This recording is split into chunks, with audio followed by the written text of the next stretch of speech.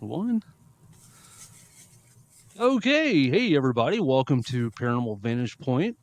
And tonight we don't have Brooke with us. She is under the weather and she couldn't make it. So she wanted me to tell everybody she was sorry and she wanted to make it. So healing vibes sent out to Brooke. So, Yes, absolutely. Absolutely. Hope you feel better soon, Brooke. okay. And tonight we got Toni Frazier on. And thank you so much for coming on tonight. I highly appreciate this. Oh, absolutely. I'm glad to be here. I listened to your podcast and I've listened to you and Brooke and your banter, and you guys crack me up.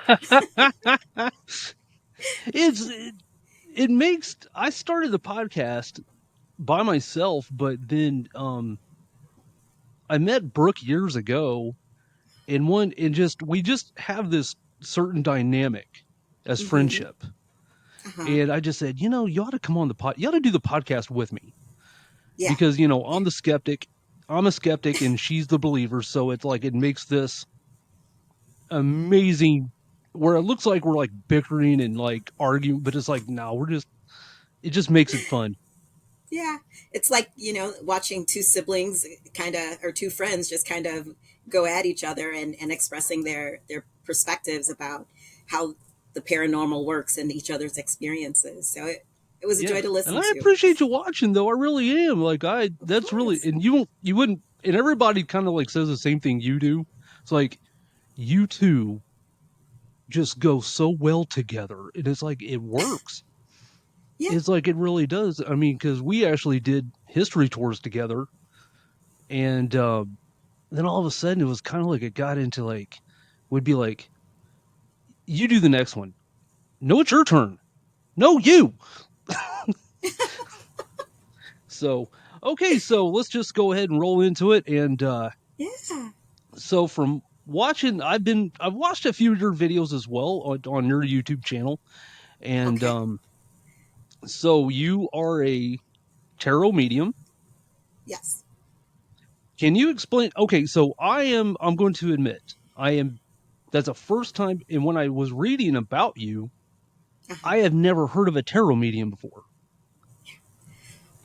Well, that's okay because that's just how I describe myself. I don't know if there's an actual term for what I do, and honestly, Okay. Bud, I try to limit myself from assigning titles to the work that I do Okay. because one of the things that I found out by being open and learning is that the more you do, uh, in some instances, the more you will become able to do. It's kind of like in the workplace, where if you show yourself proficient at work, uh, Hmm. the boss will probably give you more work to do. That's how they reward you, right? Yes, And correct.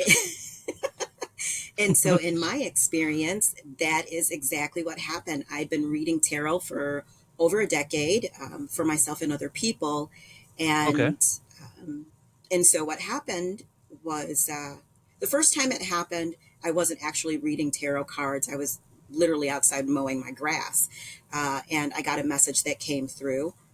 Um, the second time it happened, I was doing a tarot card reading, and I got a I actually saw a person, and I tried to kind of ignore it because I thought, Hmm. maybe I'm just, maybe I didn't get enough sleep. Maybe, what's going on. You try to kind of explain this stuff away. Hmm. But she was persistent, the person that I spoke to. And since I'd just recently had the scenario where I told you, I was outside mowing grass, minding my own business. Um, and that one turned out to be true. I just said, okay, let me just go ahead and go with this. And so the querent, my client that was sitting at the table, I said, hey, listen, there's some weird stuff happening with me, so I'm just going to put this out there. And I know you came in here for a tarot card reading, but this is what I'm seeing right now, and this is what this Hmm. person is saying. Does any of this make sense to you? And she gasped, and I got scared because her eyes got big. Uh, and then she said, yes, that does make sense to me. And so the person that was not visibly available to her, but was visibly available to me, continued to talk and I continued to give messages. Hmm. And then I asked her because she was quite chatty. I said, well, um, to the person that was not visible to my client, I said, listen, this lady came in for a tarot card reading. Are you going to let me do the tarot card reading, or are we just going to have this conversation where I'm kind of the in between? So she was kind enough to allow me to finish the tarot card reading, but she stayed with us for that reading. And then she wanted to have something else to say. Well, my Hmm. readings at that time, I would do what we call quick readings. And they were just like 10-minute Okay. readings. And it's a very low rate because my goal at that time, and I'll get back to that, was not to Okay. do long readings, not to do them very intensely. So I then proceeded to give that client the rest of the message. And then the person who was only visible to me uh, told me that she was leaving, and she then proceeded to do just that. I almost, it was as if she walked towards something and then she just disappeared. So, Hmm.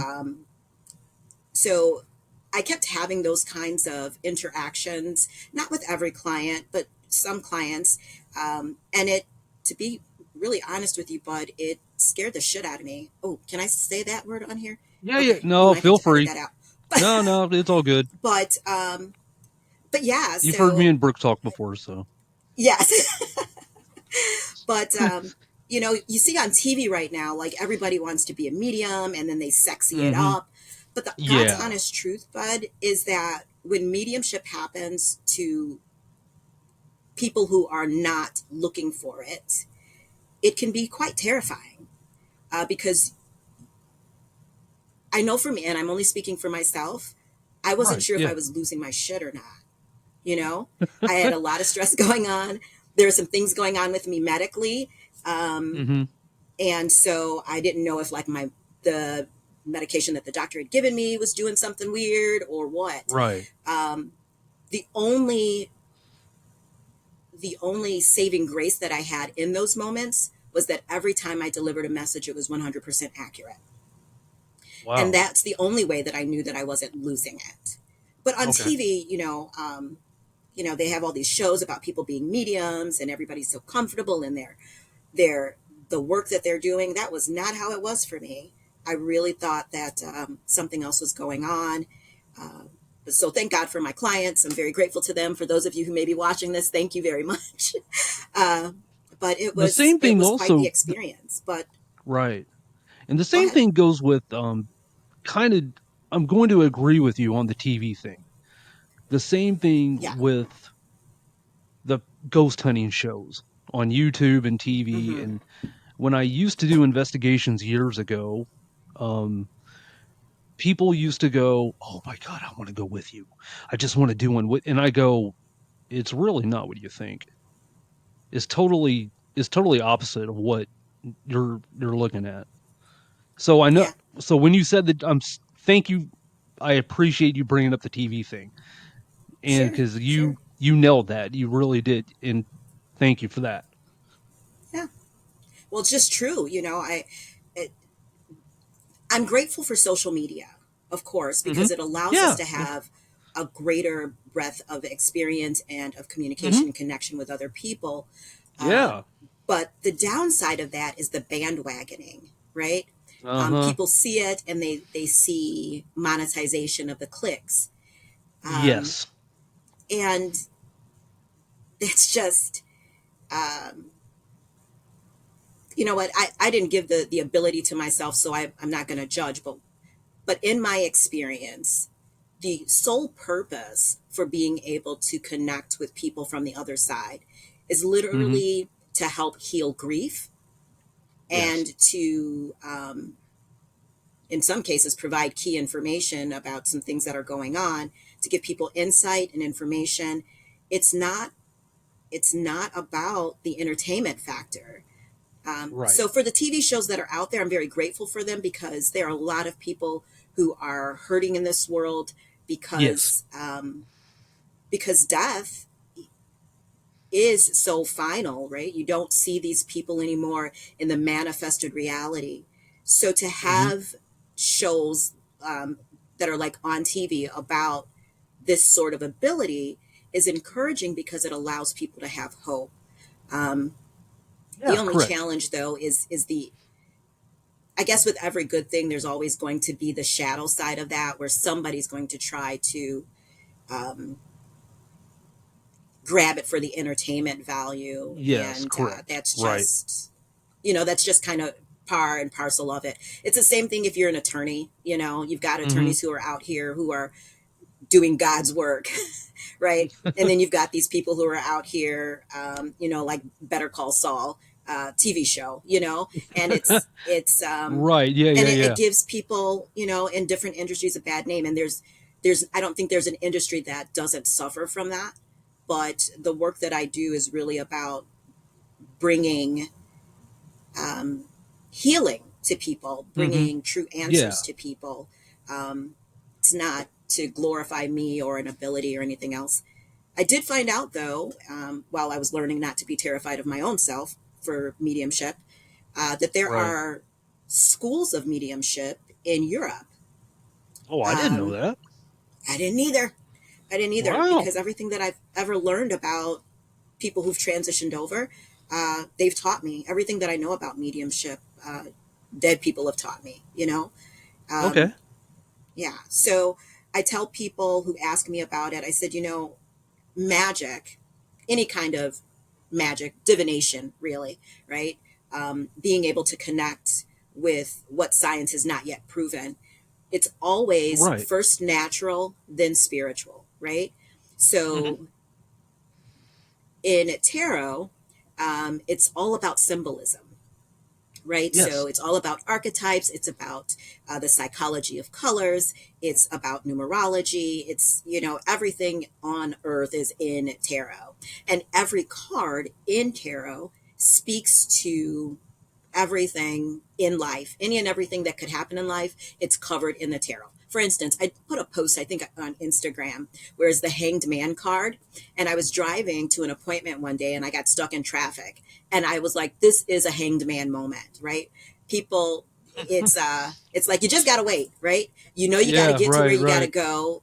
There's nothing that you can do about where you're at. You're just going to have to wait it No. out.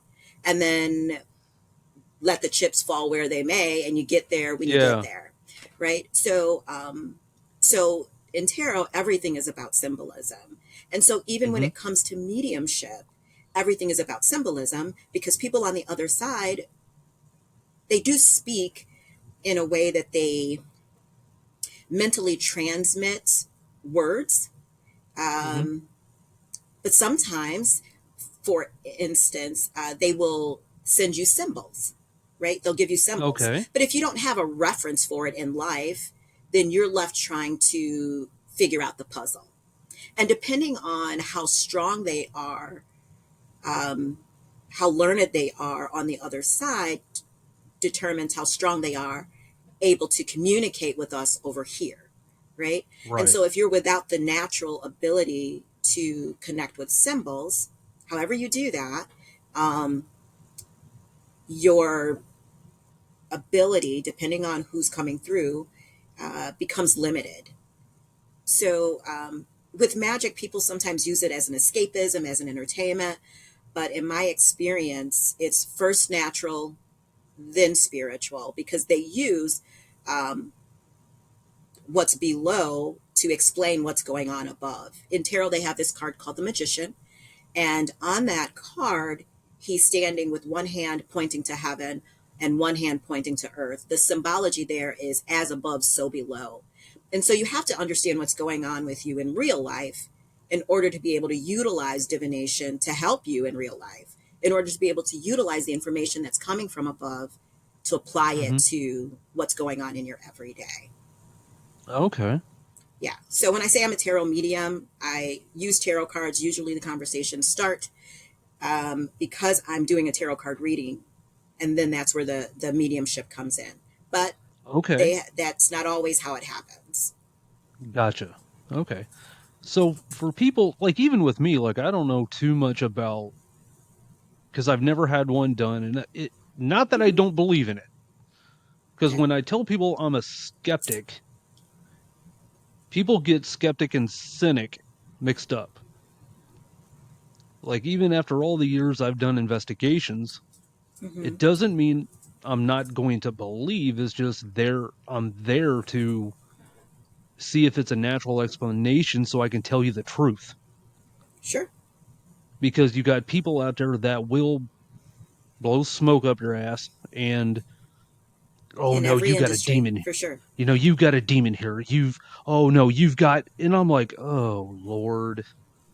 Yeah. It's like, no, gotta, you just got bad luck, or, it's just this going on, Hmm. and with me, and it's like, and I think me and you, I think we're on the same page because it's almost like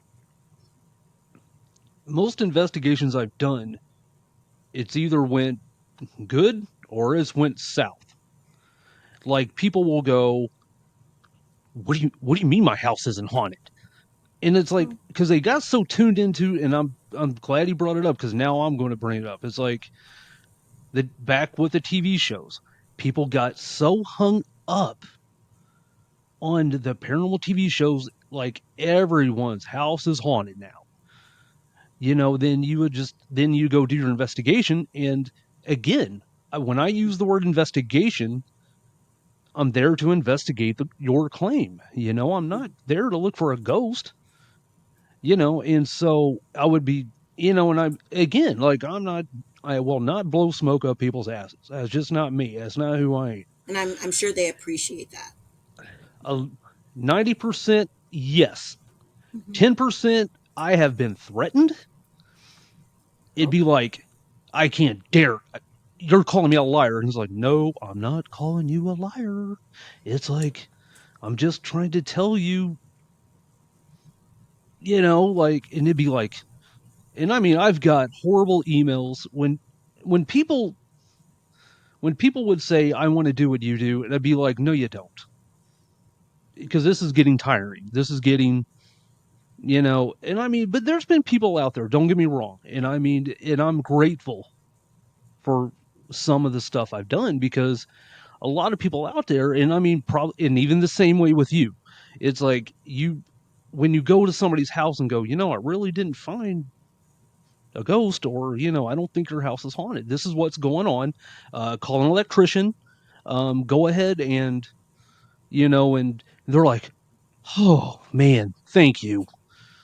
It's like this whole time I thought it was like my dead grandma, coming, like, because she knows I wasn't supposed to smoke, and, and, Hmm. it's just stuff like that. So, So, but have you ever yeah, come across a house or a property where there was spiritual activity? uh, that's one hell of a question. Um, if I had to say, out of every investigation I've done, Hmm. I would say there were two houses. I would say that would teeter me away from being a skeptic and more of a believer. Because I saw things there that it'd be like, and again, like, I don't want to sound like a hypocrite because, yes, I tell everybody I'm a skeptic, but there were things that was kind of like, okay, how'd that happen? All right, Mm. okay, Yeah. hold on. You know, like, Yeah. we did one, and it was, and I mean, we've been to the guy's house like numerous times, and I mean, over and over again, but Hmm. it was kind of like you would hear like a little girl giggle. Hmm. Like we placed a play ball on top of a dresser, and on video it rolled off. Hmm. Could that have been a natural explanation? Maybe. Um. So, but I mean, it was just kind of weird how it happened, and I mean, and again, I'm not saying, because it's hard to sit there and say, was it a ghost? It's hard to, because like on my end of the deal, because me and you are on different sides of the spectrum, which that's the reason why I started this podcast. Sure. So when I'm on my side of the spectrum, I want to reach out to other people. like you. And there's a friend of mine named Tim Shaw that is a medium and has haunted objects. Conversations with him is amazing. And so it's kind of like it makes me feel good because I love reaching out and learning about other people and kind of like, and again, when people say, well, you're just a skeptic, like a friend of mine, a very great friend of mine and former colleague, Rich Valdez, Hmm. is a demonologist. Okay. And when he came on my podcast a while back, and he has his own podcast as well, and people were going, oh, this is going to be so good. A demonologist going on a skeptic's podcast. And when I told him that on the podcast, he busted out laughing and he goes, people don't know we worked together, did they? And I went, no. I think that S- that what happens is that when people self-dub themselves a skeptic, uh, mhm, the expectation is that somebody who is experienced in the paranormal will try to mhm. prove their case, right? Yes. And I have no interest in doing that, right? Right. I have no Yeah. interest in trying to prove anything um, to people about mediumship or about tarot. Right. I learned a Mhm. long time ago that the divine does not need us to prove anything. It's been my experience uh, that people who are skeptics um, are sometimes just, and this I'm not speaking about you, Okay. No, but no. just Go. some I of the mean, things even that if I've you did, seen. it's fine. Well, no, because I don't know you, just from what I've Well, I I've mean, I've I'm seen. just saying I don't get So, offended. I don't oh, get good, offended. I mean, good. yeah. Then you won't be offended by what I'm about to say. No, So, no, of course not. as a tarot card reader, I'm sure you've heard like everybody has a joke about tarot card readers, right? But tarot is for real life. Mhm. Um, but when it comes to skeptics, nobody has anything really to say about skeptics, other than that, oh, they're just skeptical. But Mhm. in my observation of people that I have met myself, most skeptics are just what I call the lazy curious, right? I They like that. they they know that there has to be something there. Mhm. Otherwise, they wouldn't bother investing their time. But they're too lazy to do the work to understand the tools that they tend to um, gaslight the public about as it relates Right. to the validity of that tool. Mhm. And then uh, they have a sense of entitlement about what it is that they can't explain because they don't have the power to um, activate it, like turn them on and off like a switch, right? A Right. lot of people think that the paranormal is like a magic trick, right? But Mhm. the spirits, whether it is one that is staying behind and hasn't crossed over yet because of whatever reason, or one that comes through mediumship, they're not Mhm. on demand. They're not like TV where you can press a button and then they just show up because you said that you want to see them. They are energies, um, and they're still, because they were people, they still have Mhm. ideas, feelings, emotions. And I Mhm. think a lot of times the reasons that skeptics don't always have experiences is because these entities, beings, don't have a message for them. And they're not interested in proving themselves to you because, not Right. you specifically, but to the Yeah. Yeah. Yeah. skeptics, because they're like, I have nothing to prove to you. You're not even the person I have a message for, right? And Okay. even if I Like. did give you a message, you wouldn't believe it. A prime example of this is of not being able to change the mind of a skeptic. And Mhm. I thought you were going to jump in there. Let me finish this point No. so No. I No. don't No. forget Go it. ahead. No.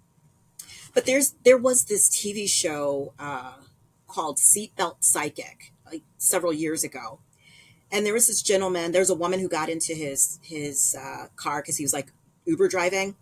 I Mhm. think that's the right word, but like paid to drive, not a taxi. Yeah. Yeah. Yeah. And Right. he's giving her all this information that's spot on. And do you know, every time she's like, yeah, I still don't believe it. So Hmm. that's why I say skeptics tend to be more like they're the lazy curious.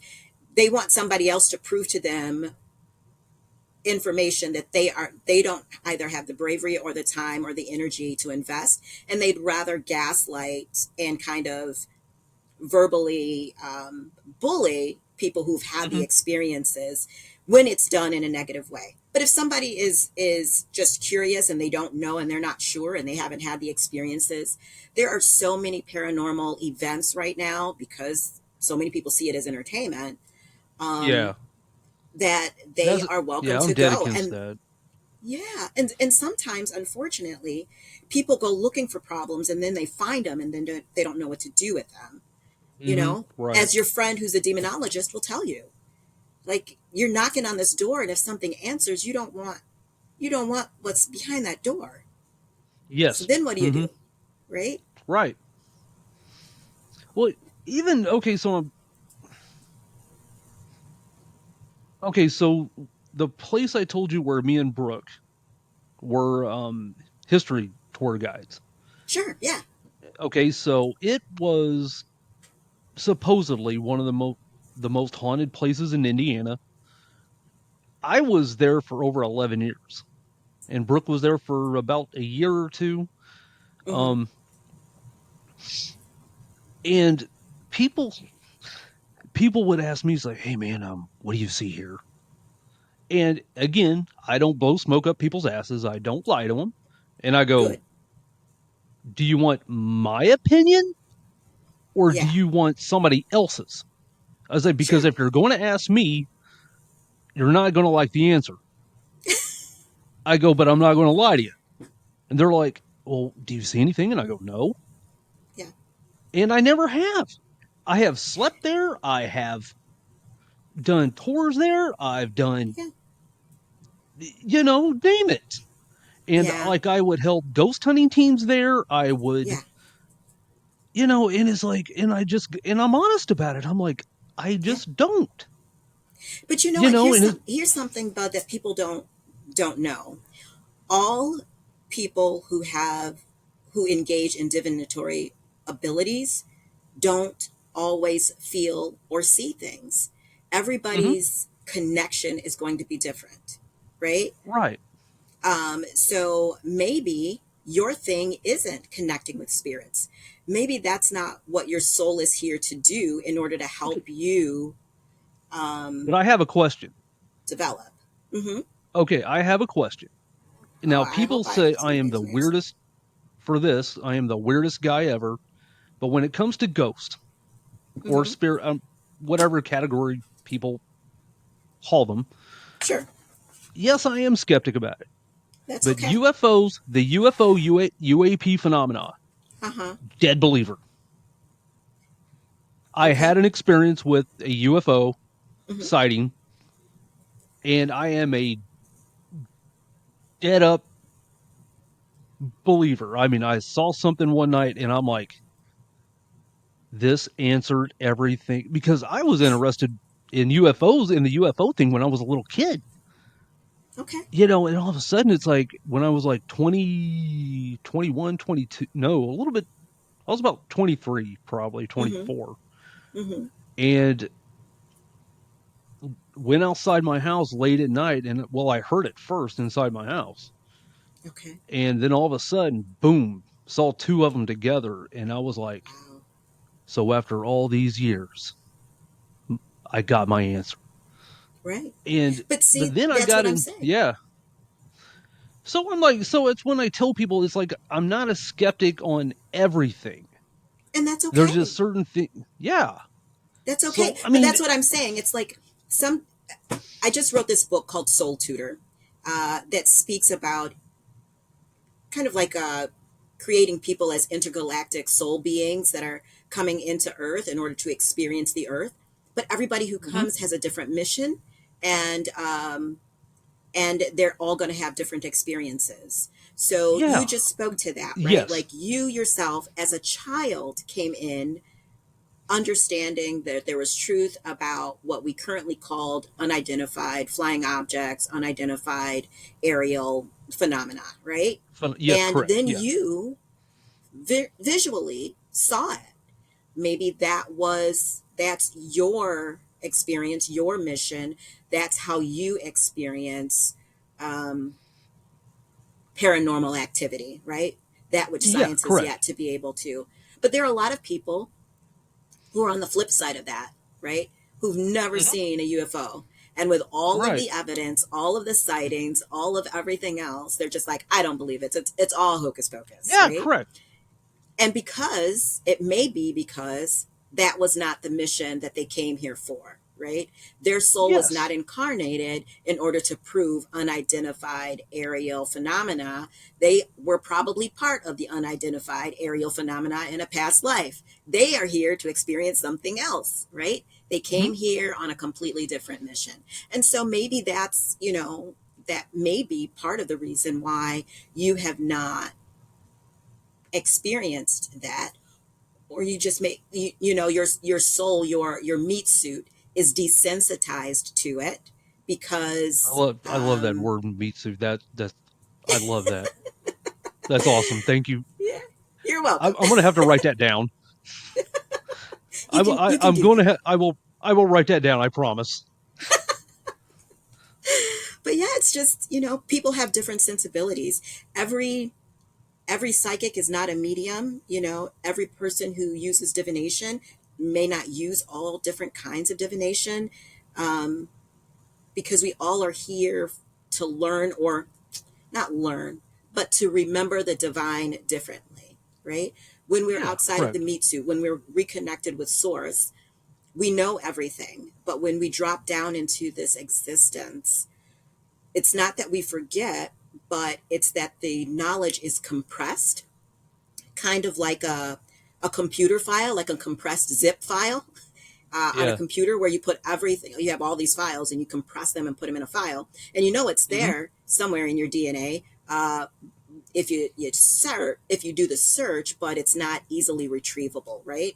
The Right, search correct. system isn't easily retrievable. And so we have these different encounters in this manifested reality to help us remember what we previously knew, and then that information should be helping us continue to move forward in our mission. Yeah, However, correct. what happens all too often is that people get stuck in the remembering, and then the remembering becomes entertainment. And then they never use what Okay. they learn in order to continue to move their soul forward, right? That So makes total you, sense. you Yeah. have these people who are having these encounters um, with paranormal phenomena. They go and they see and they experience. Hmm. Their meat suit is sensitized to it. Okay, now Right. you know it's true. Now what are you going to do with that knowledge, right? Yeah. What you do then is you take it into your understanding and say, okay, now I know that how I live my life here matters. While there will be an opportunity for me to transition to the other side, what I don't want is to have anything left unsaid and undone on this side. Let me make sure that I'm loving people the way I need to.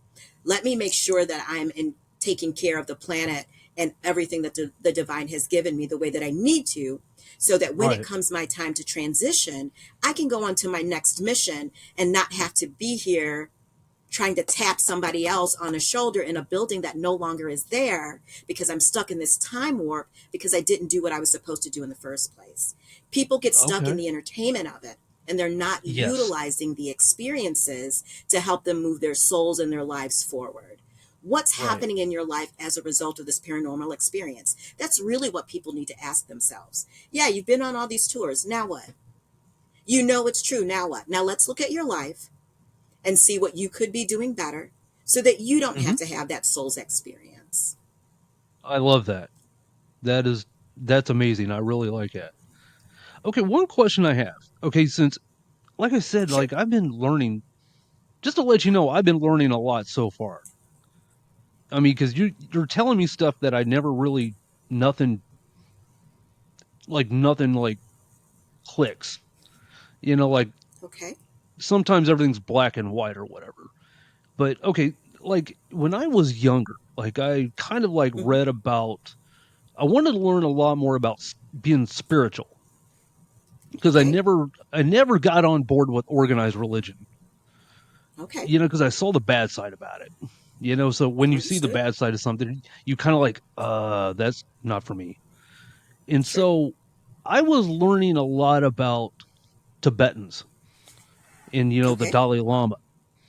Sure. So when the Dalai Lama gets chosen, it is normally from another Dalai Lama that's reincarnated, or another Dalai Lama reincarnates into another Dalai Lama.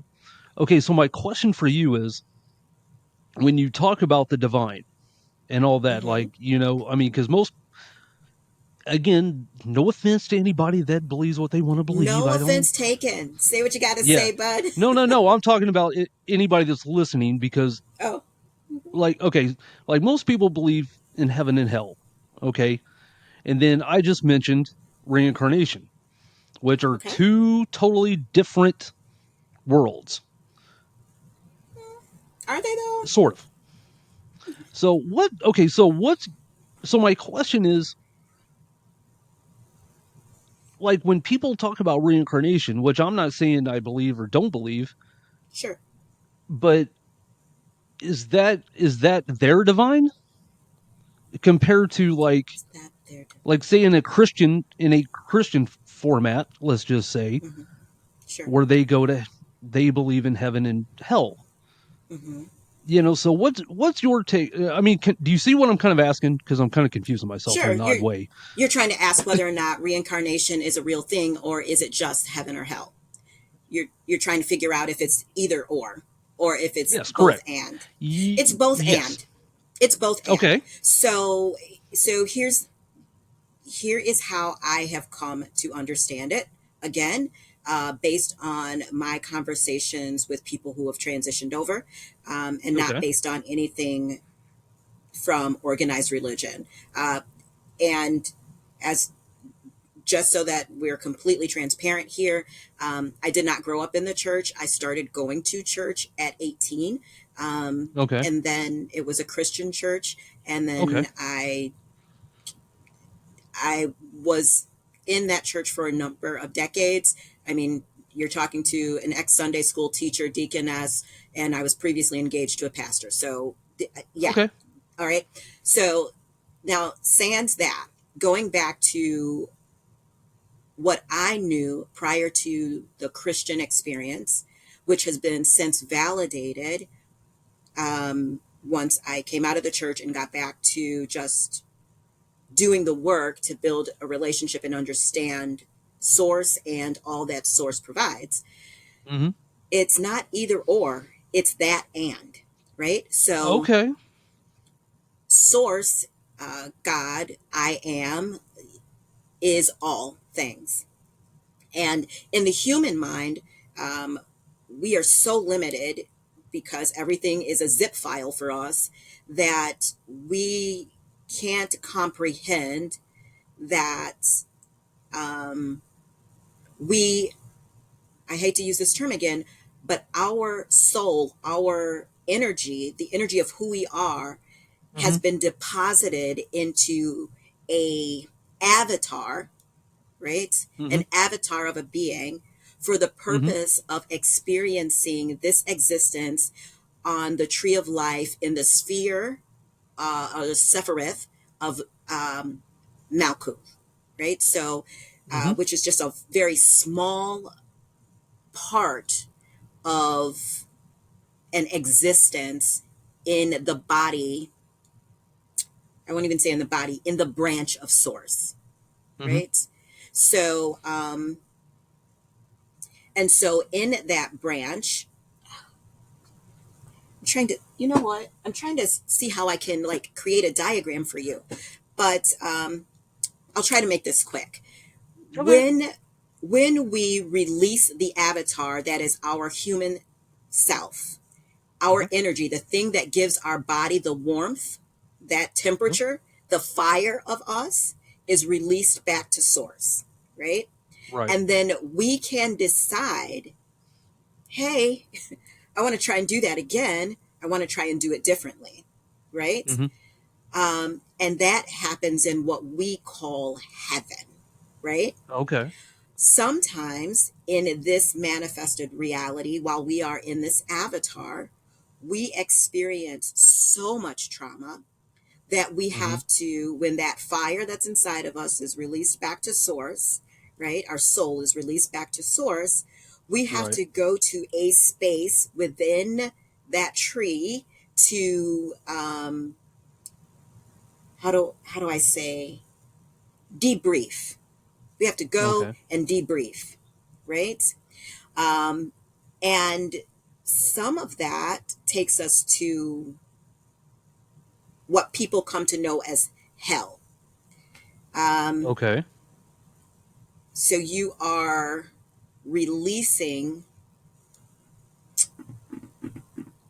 the experiences that harmed other people, right? You Okay. are seeing um, from a position of source Hmm.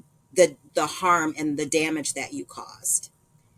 And so while in the avatar, you may not have had a heart for people. You may be a sociopath or, just a really bad person in this Right. experience. Once that fire is released, you're seeing it from source's perspective. And now you have to deal with the Hmm. hurt that you caused all those because you see it all and you see Yeah. how it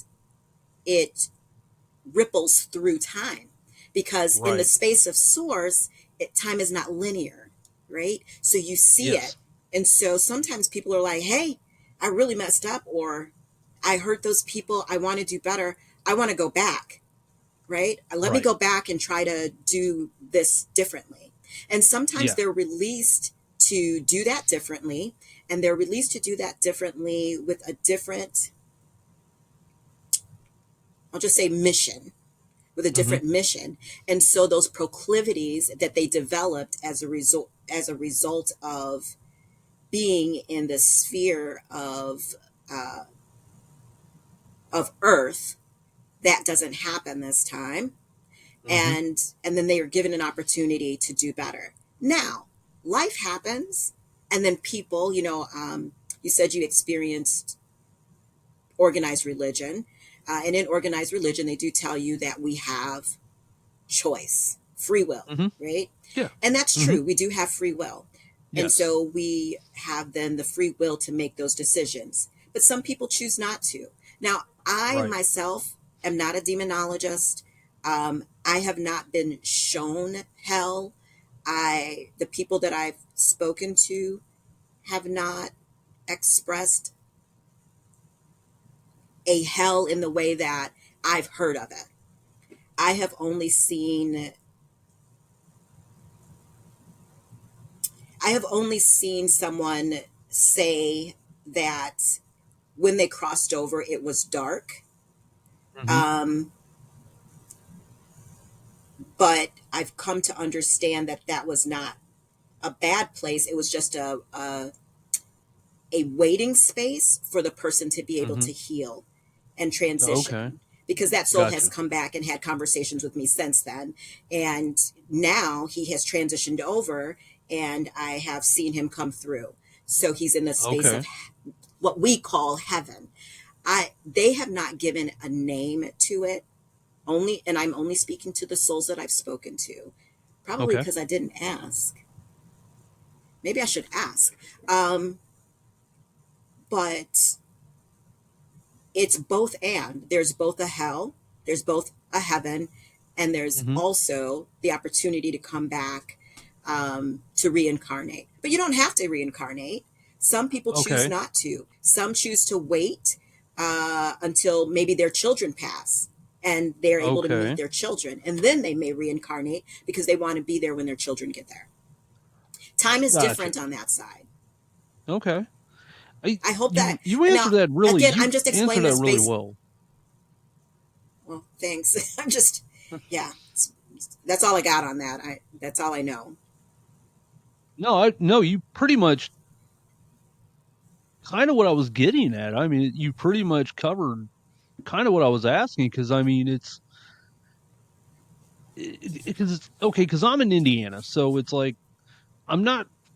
You can almost say we're a part of that Bible Belt. Let's just say, Oh, you're in southern Indiana? uh, I'm south of Indianapolis, so yeah, I consider Okay, Southern Indiana, gotcha. and Hmm. which I love it here. I mean, I love being a Hoosier, and We're next door neighbors. but I'm it's just like in Illinois. so I love Illinois too, though. I haven't been to Illinois in a while, but I do love it there. I love them. Oh, I'm a Midwest person anyway, so I just good. love it here. Yeah, But kind of like you get that those certain. I want to word this correctly, where some people, and this is why I really do enjoy talking to you because you're kind of you don't stay closed minded, kind of like I am, or I'm not closed minded, but I I don't mean I think you're like close minded. learning about how can we be as humans be more open minded to learn from Sure, other people, you know? sure. And then you Hmm. get like, for example, my grandmother. Okay. Okay, I'll go ahead. Like my grandmother was a religious person Your and maternal told grandmother? me, uh, no, my father's mother, Okay, okay, um, told me a ghost story. okay. Okay, and told me the story, and I know she wasn't lying to me, and I know she was telling me the truth, Hmm. and dead up believed what happened. Okay, It happened to her, and my grandfather. okay. And then I go, what was it? And she goes, I don't know. I go, was it a ghost? No, it wasn't a ghost. I don't believe in ghosts. Then I go, then what happened? I don't know. I mean, so she was dead up believed that was not a ghost. So it's almost like so she was that cynic.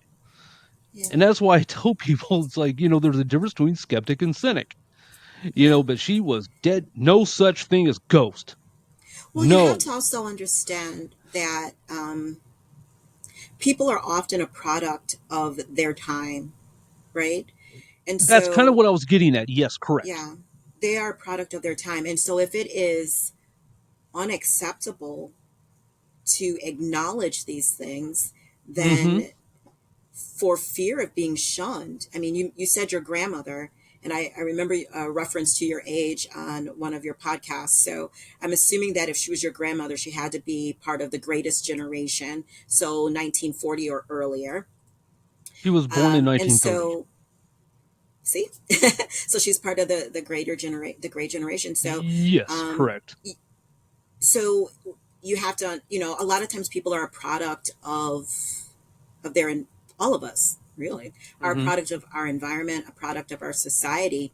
And if 1930, wow, that was before a lot of women's rights came through, before women were Yes. allowed to have a voice. So Except for her. independent, well, She had a you could voice. have a voice at home. You could have a voice at home depending on who you were married to, but society was not for it. Do you know what I'm saying?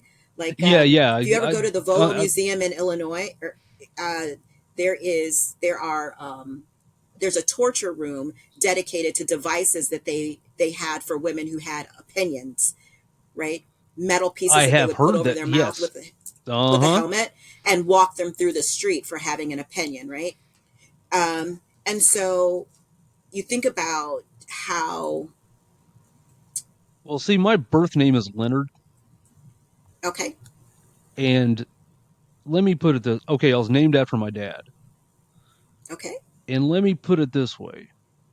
He his real name's Leonard as well, okay, and my grandmother named me and my dad, and nobody was going to argue aw, with her. You couldn't argue. You cannot argue with her. No, yeah, my yeah. grandpa did not have a voice whatsoever. I mean, So, A very matriarchal household, I see. Ho ho ho ho.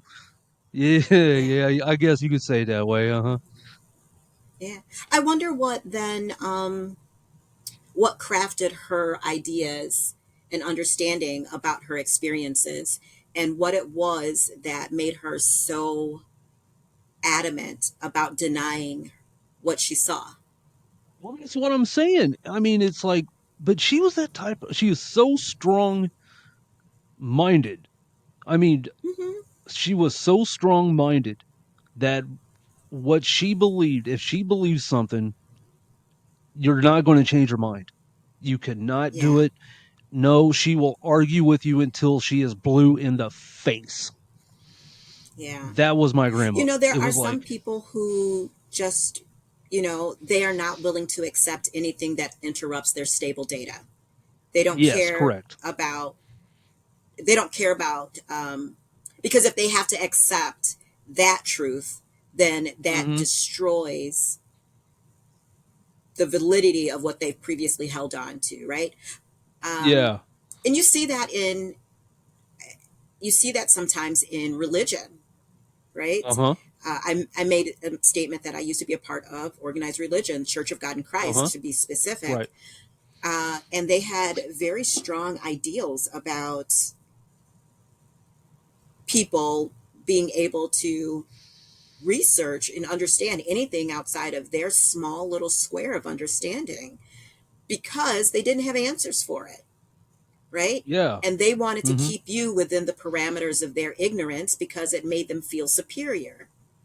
Correct. And so, as a result of that, they refused to receive any information that was outside of the box that they claimed, um, because then they would have to relinquish some things that they held on to, you know? Right. And what is learning if you're not open to receive truth? I'll hold on to truth until I receive information that shows me something else differently. Prime example, I was a tarot card reader, always a tarot card reader, and that was it. Until I Hmm. became a tarot medium. And then I Okay. had to relinquish the idea that I only read tarot. And that was a Okay. transition for me. Wasn't an easy one either, Right. you know? It's kind of like, I mean, again, like, even though we're on different sides of the spectrum, which I actually do, I love that with a lot of people, though. I really do, because I mean, because I'm not a closed-minded person. I'm a very open-minded person, talking to Sure. people and Yeah. learning about other cultures or paranormal or UFOs or anything. It doesn't matter what it is, music, art. Yeah. Sure. You know, I mean, I'm a photographer as well and a hiker. So it's kind of Oh, like, wow. Yeah. you learn, like, when you explore something or you're learning something, you experience something new all the time, and so, Yes. and I tell people all the time, don't stay inside the box. Always Right. don't stop learning, don't stop experiencing life. No. So that's why when I did the paranormal investigations, it was kind of like, and when I do say skeptic, and I think people take that word stronger than what it really is. And it's almost like, no, I'm here to learn and see if it's real. Okay, I'm not closing out, because if I closed out the idea and became a cynic and said I don't believe in ghosts, then I wouldn't be Hmm. doing what I did, or I wouldn't be spending Saturday Hmm. nights in somebody else's house. I wouldn't waste Yeah. my time. I could find something else to go do. Yeah. So Yeah. that's what I used to But tell are you people. It's really like, a skeptic? Are you more of a researcher?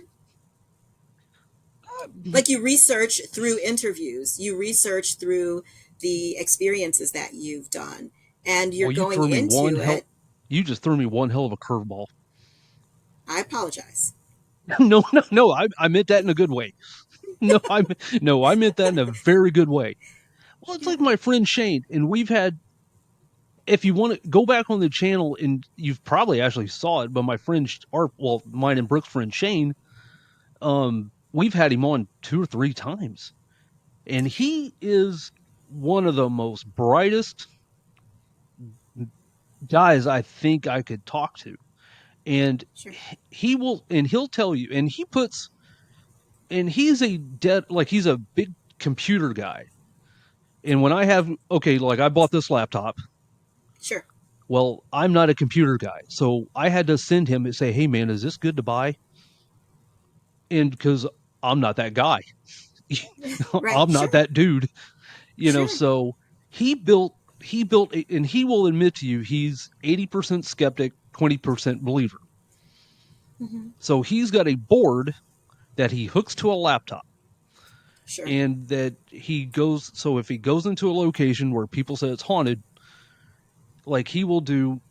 I call what he does actual investigating, because, like, his board, like, measures the electric magnetic field. It measures ions in the air. It measures all this stuff that's going on inside the environment. And Hmm. then the data's collected inside his laptop.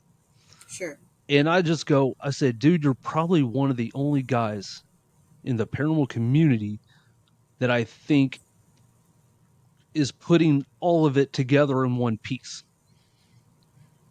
I said, because sometimes the paranormal community is very divided. It's almost like a weird religion, you know? Because it's like sometimes when something's supposed and I'm getting this quote from Corey Taylor from Slipknot, so I don't want to say I said this. Sure. um how is it when some things, it doesn't matter if it's religion or whatever. How is Sure. it that there's some things in this world that is supposed to unite us, but it really divides us, you know? Well, I think that goes back to the concept of my book, is Soul Tutors. Well, one of the concepts is that the one thing that should unite us is that we are all from source. But each of us, just like everybody has a different job, Mhm. everybody on the planet, their soul has a different purpose, a different mission, right? Yes. And in those, in the book, I kind of give an exercise to, because it's gamified, right? So that you can kind of play around with this and really tap into your own imagination and creativity. Mhm. Just imagine that you were going to plan a vacation, right? You're going to Mhm. go to Greece or Germany or somewhere, and you know you're going there. You know what part of Greece you're going to, but you also want to plan some excursions. But you don't know what's Mhm. going to happen on those excursions. You're going to be there for a while, and so your goal is to go and experience Greece and all that it has to offer. And so that's the point. But you can have somebody who's going to Greece to be on a humanitarian aid mission, and their experiences Mhm. are going to be completely different than yours. And you can have somebody who's Right. going to Greece to set up a business or close a deal or set up a hospital or whatever. And their Mhm. experiences, their missions, their interactions, it's all going to be different. Throw on top of that your zodiacal cocktail, what I call it, right? I know you said before on one of your podcasts that you're a Pisces, but what kind Yeah. of Pisces are you? Are you first deacon, second deacon, third deacon, right? And then what's going on in your zodiacal cocktail? What's going on in your chart? So even how you perceive the sound of my voice and what I look like and the way food tastes or any of that, all of that is going to be different because again, your soul came here to experience something very different from everybody else in a very different way. It's like if you're born into a family and you've got a bunch of siblings, all of you experience your parents very differently. You can have the exact same experience, but all of you telling that story, it'll be different. I And will so it agree with that is, but 100%. you all remember that these are your parents, Uh-huh. But at the end of the day, you all agree. In the first example, everybody went to Greece, right? But everybody's Mhm. story around Greece is going to be different and their excursions are going to be different. And with the sibling example, all of you at the end of the day are going to agree with this one thing. These are your parents, right? Mhm. Very And true. that's the main Yeah. thing. And if you take into consideration the pagan creed of harm none, right? Mhm. Everybody goes to Greece, but don't hurt anybody, right? Everybody Right. is part of this family. We're all siblings, but nobody hurt anybody. If we can come together on that, what you'll have are people who will not harm one another, and they will not harm the planet, and they will take care of what they have in their possession and experience this world. and then they can go back Right. to source and download. That is very well put. I like that. You should get my book. There was, you actually beat me to it because I was going to bring up the book because I saw it. I saw your bio on Amazon, and I looked up it, but it didn't really go into detail about your books. So I was actually going to bring up it to explain your books because I wanted, which I'm going to buy it. I mean, don't tell me everything because I won't tell you I do everything. want to buy Yeah. it so I can read it. Yeah. So do you want to give the listeners like all two of you? I make a joke on every podcast. Brooke's like, because Brooke would go, I love it. thank you everybody for listening. I said all two of you. Yes. Well, here's the So thing. I believe that everybody who's supposed to listen to your podcast, they will listen to it. And what will happen is those who don't yet know you, once they discover you, they'll binge on all of your stuff and they'll get the messages that are in that for them. Every single one of them. I So appreciate just that. keep doing what you're doing. This is hard work. I don't think people realize, especially when you're not in it to entertain and you're in it to educate and provide information. It's a very different Yeah, experience. it Because you're is. you're you're being transparent. You're not like It doing it for the is. gram, as people call it. Well, and this is what I tell. I don't tell everybody this, but I'll go ahead and tell everybody now. Like when I went through a really bad time in my life, Mm-hmm. and I mean, I'm talking about depression, anxiety. I still deal with anxiety. I still deal with it. But I mean, I found tools to help Sure. me. So Sure. and so it's kind of like so when you go through depression and when you go through mental health, my thing Mm-hmm. was I would shut down. I would completely shut. I mean, it's like there was a time I didn't even realize it, but there was times my dad would call me. Hey, Mm-hmm. you okay? Like we haven't heard from you in a while. And nothing was Right. registering up here. It's like, I'm not like, yeah, I'm fine. Why? Yeah. So it's almost like when I do this podcast, it kind of like it was like this breath of fresh air. Kind of like, I love oh, that for you. like holy, it's like, it, and I look back at it and I go, holy crap, I'm talking to people. Yeah, you Like, are. oh my God, Yeah. like I'm talking to people. Yeah, Like, you are. and not only am I talking to people, but I get to be me. And Yes. I finally went, you know what? Either you can like me or you can hate me. You can watch this podcast or not watch the podcast. Sure. And you know what? But I'm still going to go ahead and do it. Absolutely. So Absolutely. that's why when I brought Brooke on, it was kind of like it was a netherlight switch. Like it was Yeah. kind of like now we're going to 11. And I Yeah. just made a Spinal Tap joke. If Yeah. anybody loves that movie out there, it's one of my favorites of all time. So, um, but no, I mean and I'm so glad you came on the podcast because it's to I'm glad me to it's be like I here. got to learn a little bit more about not only but kind of listening to you, it's like getting able to learn more and Sure. open up and like you like talking about spirituality and it's kind of what I want listeners to do is kind of like don't be afraid, don't be quit quit using fear, and Yeah, but it's fear kind of like is yeah. like Go ahead. even being a photographer, and people's like, Mm-hmm. yeah, but I just, you know, uh, I just, I don't got it what it takes, and I'm like, I'm seeing what you're doing with a cell phone. Don't bullshit yourself. Yeah. Don't stop. You No. want to do it. Yeah. So it's kind of like that's why I do love this, and you're Yeah. absolutely correct. Like I don't do it for clicks and views. I could care less how many clicks and views I get. I don't Yeah. it like I don't do it, if I can make people laugh doing it, hey, I did my job. You know, if I can make somebody smile and laugh, and when I do hear a lot of people like going, "Oh my god, did you and Brooke? Oh, like really?"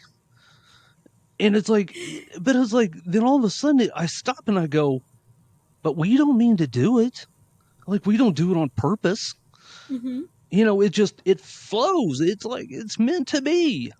Yeah, And absolutely. that's what Absolutely. and that's why I loved having you on, because it was like kind of like, wow, man, this is a conversation I haven't had.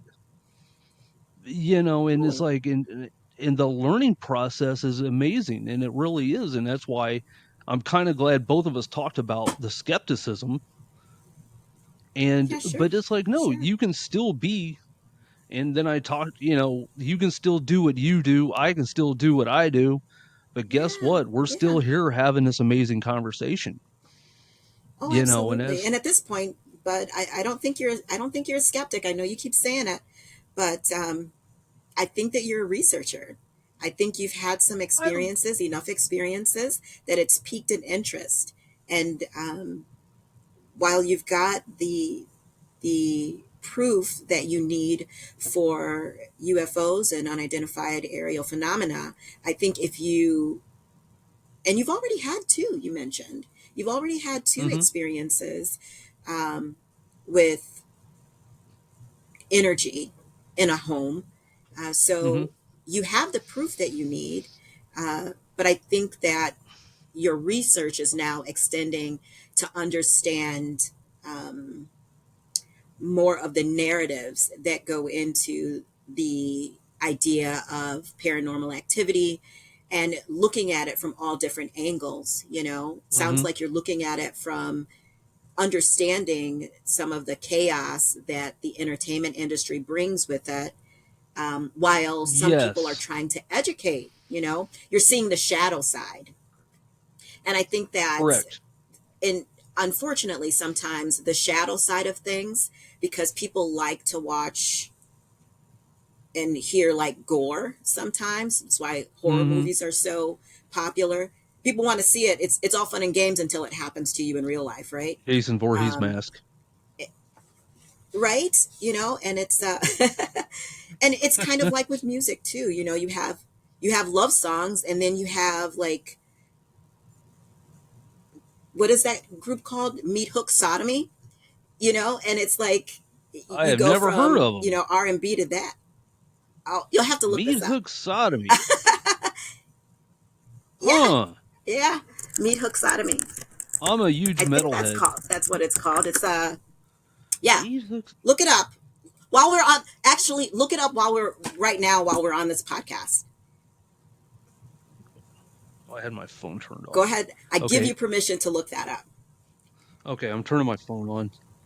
Give me a Uh few huh. secs. But okay, Take your you time. already know you already know my age, so I grew Yeah. up listening to like Iron Maiden, Mm-hmm. Slayer.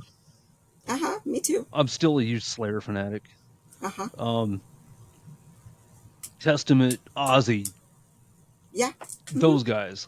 I Yeah. grew up I grew up on that era. Mm-hmm. Meat It almost sounds like Cannibal Corpse or something. Yeah. That was so awesome seeing that band on Ace Ventura. Did you ever hear the story how they ended up on that movie? No. Jim Carrey, when he was going to college, he was a huge Cannibal Corpse fanatic. Okay. He was a big fan of that band, and he was kind of like, we need to get, because somebody said something about putting a metal band in the movie, and he was like, Mm-hmm. can we get Cannibal Corpse? And so there was that scene where they were up there playing, and he's like dancing around, like I was like, that is okay. Here Yeah. we go. Come on, come on. But yeah, just talking about the shadow sides, right? And I think that's where you come in. Your skepticism is as it relates to the shadow sides of the paranormal Yeah. activity Uh, experience. It's you the just hit that entertainment nail. stuff that really has your You hit ire just in a bunch. Oh my god, you nailed it right there because I was having a conversation with somebody and we were I've got this and it's almost and it makes me angry. It really not really anger like where I'm going to flip my lid or I'm going to lose my Yeah, I shit, understand what you're saying. but Yeah, it's like and you actually explained it very well where I can't stand it where people are getting monetized off yeah, bullshitting people. And you're yeah, and you see the same thing with psychics. yeah. You I've see the had people dark. come to There's me a dark side wanting to it. to, yeah, there is. There is. But I choose And not so to engage in that. yeah. And so it's kind of like when you see like the YouTube videos and but sometimes I don't interact with it. I want to sometimes, but sometimes I don't cuz I was like, kind of like there's not everybody in this world's stupid. There is, That's true. you know, Yeah. people Different strokes people's for going different to folks. very correct. And I'm kind of like, people's going to smell the bullshit eventually, you know? Yeah. Yeah. And so it's kind of like it's like when Ghost Adventures come out on TV. I Like remember you that can show. just tell do what? Wait, what? I didn't my phone went off and I couldn't hear what you said. No, I said I remember that show. Okay, Did you okay. find Meat Yeah, my Hook phone Sodomy? um hold on. You can find it later. That's fine. No, I no, don't want no. I'm to distract you. My phone was But since slowing we were down for a talking minute. about opposites, opposite ends of the spectrum, people with fear and wanting to propagate that, you know, fear is just another, it's just on the spectrum of love. It's just on the opposite end of it, right? And one of the things that I have found out in the work that I do to help people is that there are two motivating factors for everything that we do. And either we're motivated by love or we're motivated by fear, right? We're motivated to do things because we Correct. love ourselves, we love our family, we love our community, we love our country, or we're motivated by fear. We're afraid that something's going to happen to us, our family, our community, our country, and then we engage accordingly. But it's up We to both us to be able to have. I'm sorry. Go ahead. I mentioned Cannibal Corpse, and it's actually Meat Hook Sodomy is a song by Cannibal Corpse. Oh, okay. Yeah. I've heard that I song saw the before, cover as a of matter of that fact. and I'm like, holy cow. Yes. Holy Oh cow. my God. That cover is Yeah. holy shit. Yeah, exactly. Yeah. Okay. Quite different from love songs, right? Yeah, it's not Tony Bennett. Let's just say that. I would It's have not to agree Frank with that. Sinatra. Yeah, it's not Frank Sinatra, everybody. Yeah. So it's just on the opposite spectrum.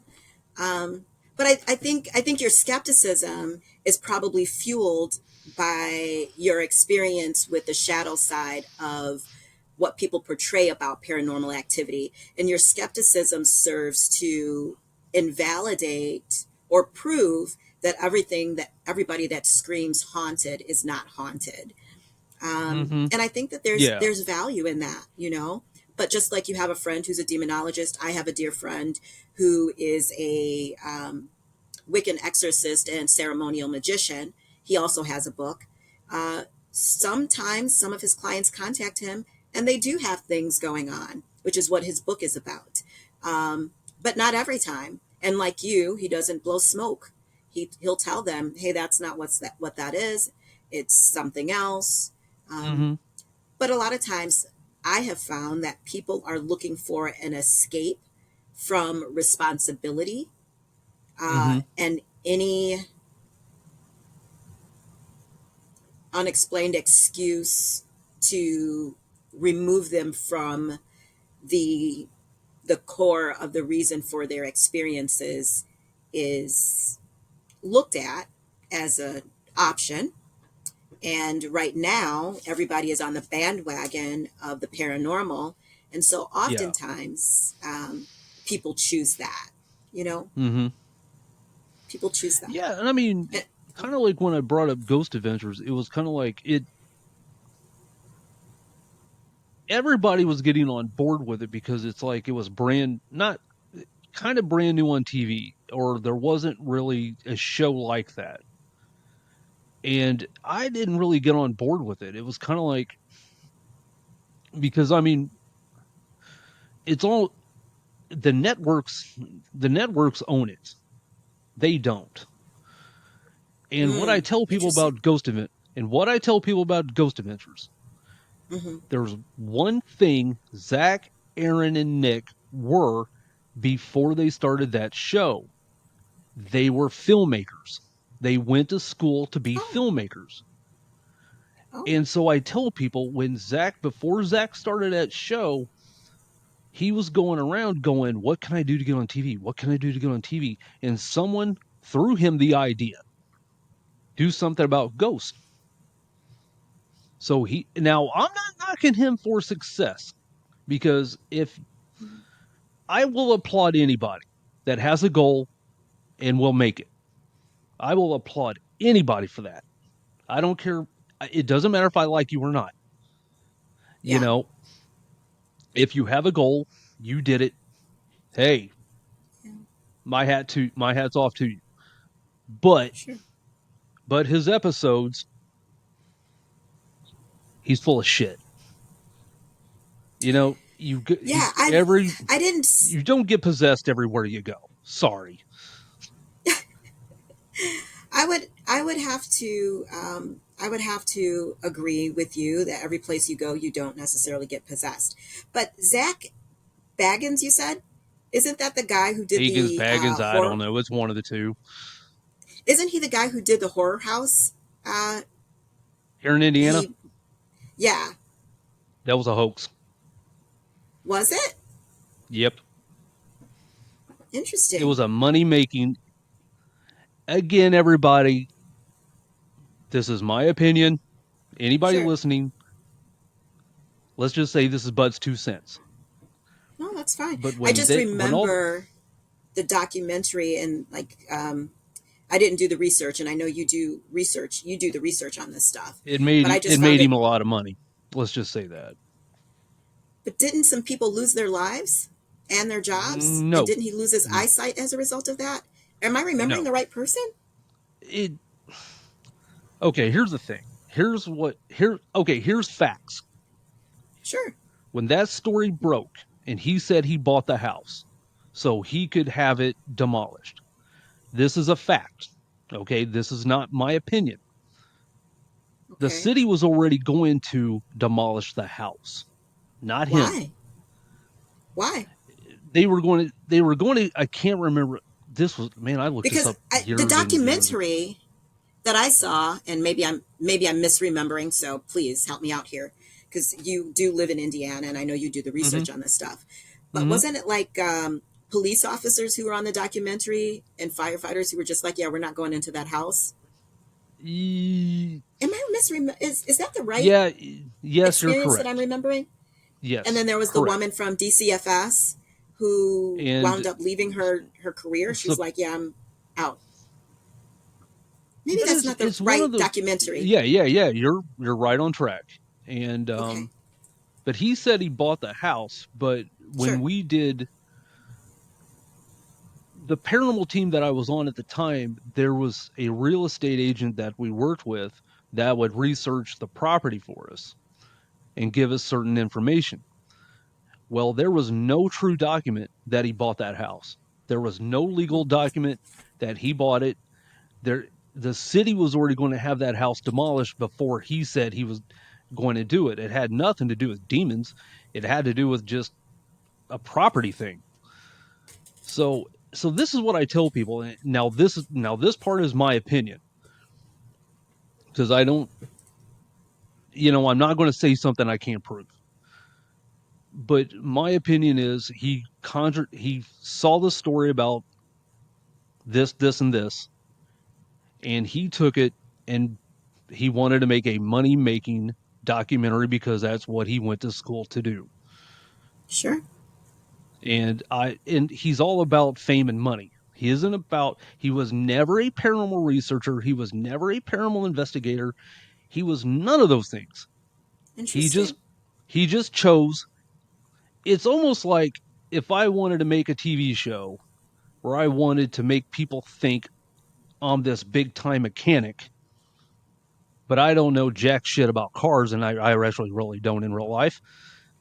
But I'm going to portray myself to people to think I am because that's what's going to be popular on for TV. That's what's going to be popular for, and I can bullshit everybody thinking I Hmm. am what I'm not.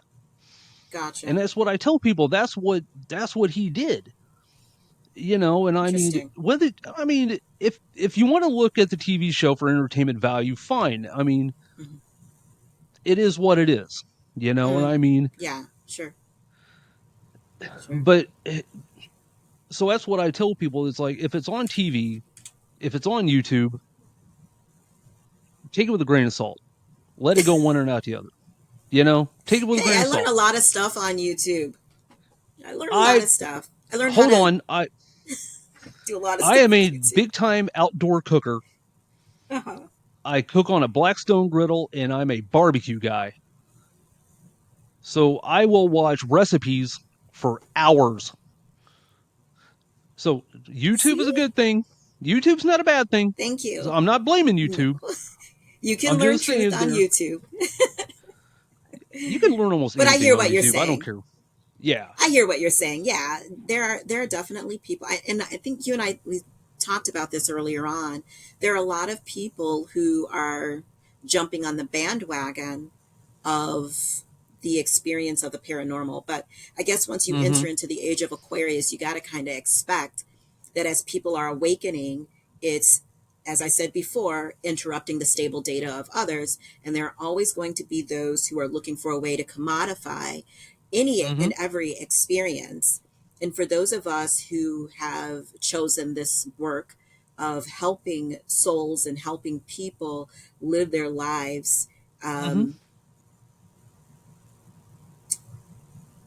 we, just like any other industry, we understand that there are people who are coming into this work to make a quick buck and get out. And there are Yeah. people like Correct. me who have been in the trenches before it was popular, you Yeah. know, closeted, might I add, because, I worked for government as an HR executive, and I was in government for 20 years, Mm-hmm. and it was just within the last couple of years that people that I've known for 15 years or so even knew the work that I was doing. So Right. you have to expect that, every time you move a rock, you'll find all sorts of bugs. That that is And no then you'll lie also find some whatsoever. beautiful gems. Yes, you You'll do. also find some And that, beautiful gems. and that's why maybe it's because I'm getting old. I don't know. But Hey, it wait a just like minute. I said, do what? We're not old. Oh, so now you're saying we? I only put We myself in that we are not category. old. How old are you? Well, I am in the same category as you. Oh, okay. So you're female, so you're not going to tell me how old you are. Okay. I'm not stereotyping. I'm just saying. There's two. I've always been growing up as a man. My dad told me a Uh long huh. time ago, I'm not never ask a offended. I woman know how what you old she mean. is. Yeah, never Hmm. ask a woman how old she is. Never. Let me just say that I'm older than 3 decades. How about that? Fair enough. Yeah, yeah. I'm older than three I decades. have no problem telling. But here's the thing, though. It's like when I go to like a grocery store or whatever, and Hmm. no, I went out to dinner with a friend of mine a while back, and we Hmm. just went out for lunch one day, and the waitress looked down at me, and goes, and all I did was just order a beer. I had a burger and fries, and I was like, and I ordered a beer, and she goes, "Can I see your identification?" And I looked up and I went, "Is that a joke?" And she goes, "No, sir. Can I please see your ID?" So I handed, which I had no problem because I was Yeah. going to poke fun at her. I was actually going to mess with her. Hmm. I'm part Irish. That's what we do. So I so I hand her my ID, and she goes, Yeah. "You were not born in 1974." And I go, "Do you think I'm going to be 50 years old and carry a fake ID?"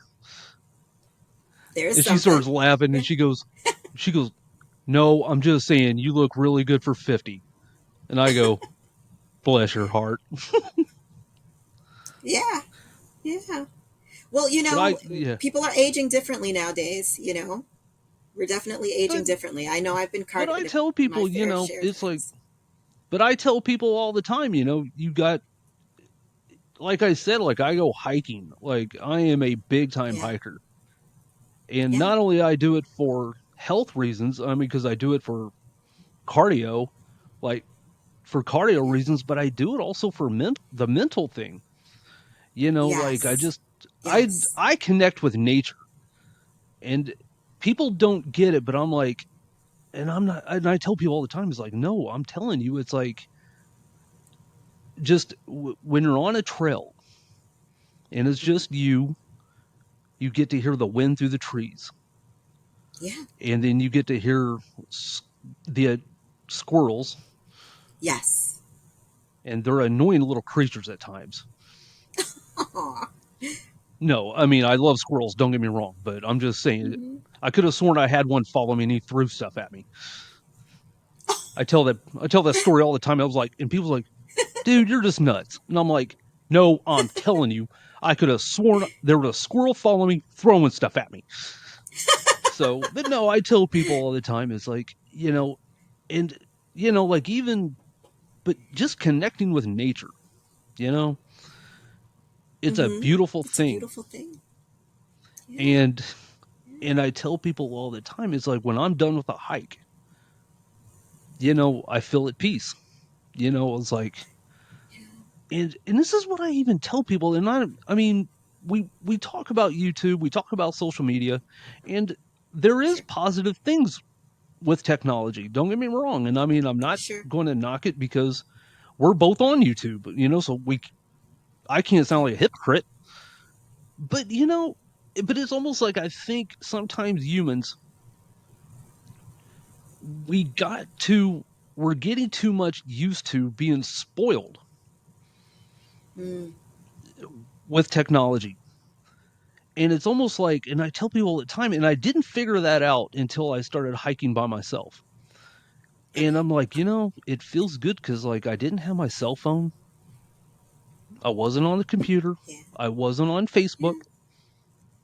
Yeah. Yeah. I had no tech. I mean, don't get me wrong. I'm going to sound like a hypocrite again because I got an app on my phone that I use to track my trail, but it tracks my miles and it tracks the calories I'm burning and it saves all Hey, my but it data doesn't for. have to be either or. It can be both and. There's a place for Thank everything, and you. Okay. I like I being think corrected. that hiking is a beautiful opportunity to do exactly what cell phones do for us. Cell phones allow us to connect with people who are not in our immediate vicinity. Hiking, touching earth, putting your feet on the ground, touching the dirt, hugging a tree, smelling the air, listening to the creatures in the land grounds us. It connects us Yes, it to the does. source. It connects us to the divine. And so it doesn't have to be either or. It can be both and. It's just about it's about balance in all things. It's about balance in the duality. So you can Hmm. spend too much time out in nature. You can get sunburn, you can get frostbite, right? Um, Exposure Ticks, in that way. mosquitoes. Yes, all of those things.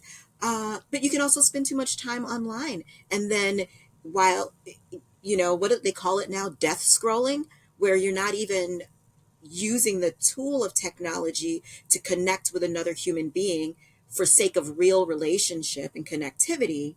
You're just, Yes, correct. you're doing some superfluous stuff that doesn't add to your soul's mission, that doesn't add to what you do and how you engage in real life. It's about Very balance. correct. Yeah. Well, I will 100% agree with that. And but I mean, it's just like you just said, and I mean, and you worded it perfect. But it's like, but I just, you don't, and I'm not saying people do it on purpose, but sometimes we don't realize it until, you know, we make ourselves get away from something, Yes, uh, and it helps us with discipline. it does. It It does. helps And it it helps helps us. that self. And it's almost like, It, even like when people talk about going to, like, eating healthy or going to the gym, it's, you don't do it because it's January 1st. no, Do no, it because you want to do it. Do it because you love it. Do it because it makes you happy. right? Do it because it makes you You, better, you know? Every yes, breath is a new moment and it's an opportunity to start over. You're right. You do not have to wait for a specific date unless you're doing astrological magic, and then you may want to consider that. But yeah, right. And it's like I tell people, one of my favorite Buddhist quotes: we are what's reborn that? every day." That's true. And I tell people all the That time, is it's very like, true. like when people talk about the past, and actually, okay, I got a different YouTube channel as well called B Kelly Photography and Oh, Road Trips, where I okay. add I'll my check that hiking. out. It's a vlog. It's basically a vlog with hiking and my photography together. Okay. And I was walking a trail and I was telling people about, like, oh my God, guys, this, look how beautiful this trail is. And I'm going, Mm-hmm. and I'm like going, but I said, you know what this is teaching me? Yesterday is gone. Yesterday is over. So Yes. when you have a bad day, we all have bad days. Don't get me wrong. Like, we all have shitty Mm-hmm. days. But I'm like Yeah. going, but yesterday's over. It's gone. Yeah. Yeah. Today's a new day. Yeah. Tomorrow ain't here yet. Tomorrow's just an Yeah. illusion.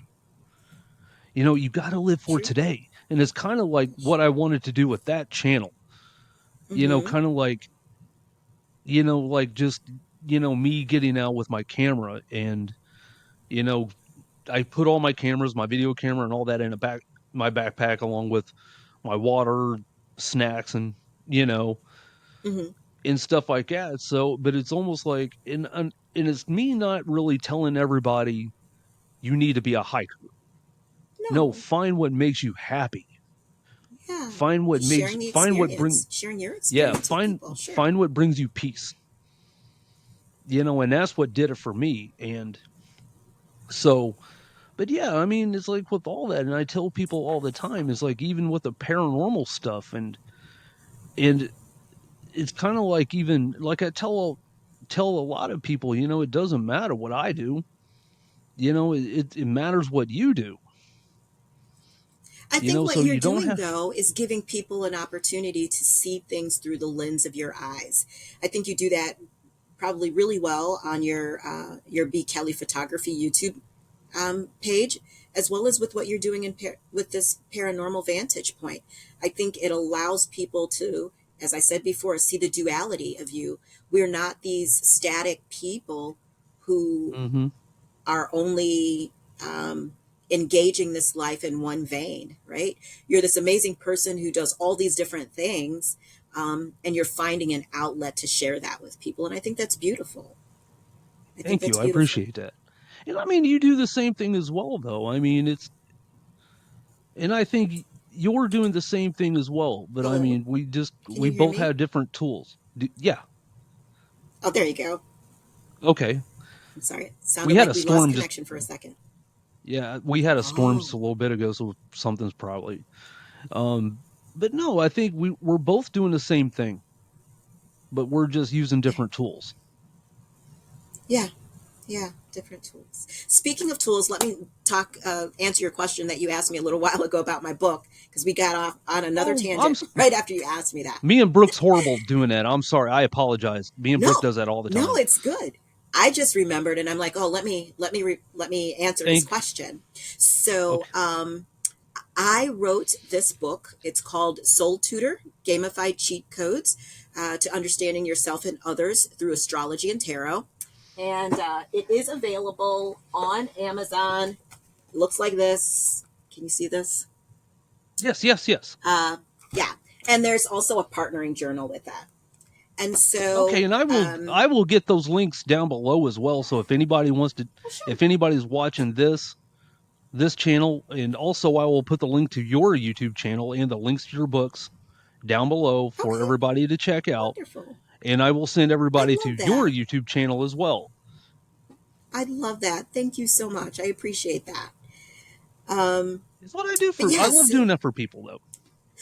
see, that's called community. You're building community. Yes, So, and that's correct. great. Yeah. All right. So this book, uh, it was written. So it started off many years ago. I was going to write like little memoirs and like a grimoire for my Oh, family okay. members. Oh, Um, gotcha. Okay. Thinking because I'm a woman of a certain age and I'm at that time in my life where I'm thinking about legacy. And so I live a very metaphysical lifestyle, which is very different from my other family members. But Hmm. they do come to me when they need stuff, and I serve like as the matriarch of my family in many ways. And so I thought to write individual love letters or uh, grimoires for each of them based on their zodiacal cocktail, right? And how I see them through the lens of metaphysical practices, just as a resource for them when I'm not here. Okay. That was going to be a lot of work because I'm one of seven kids and my family is just massive. So, um, one day I was actually doing a reading for somebody after my mediumship had kicked in, and this woman, and I tell this story in my book.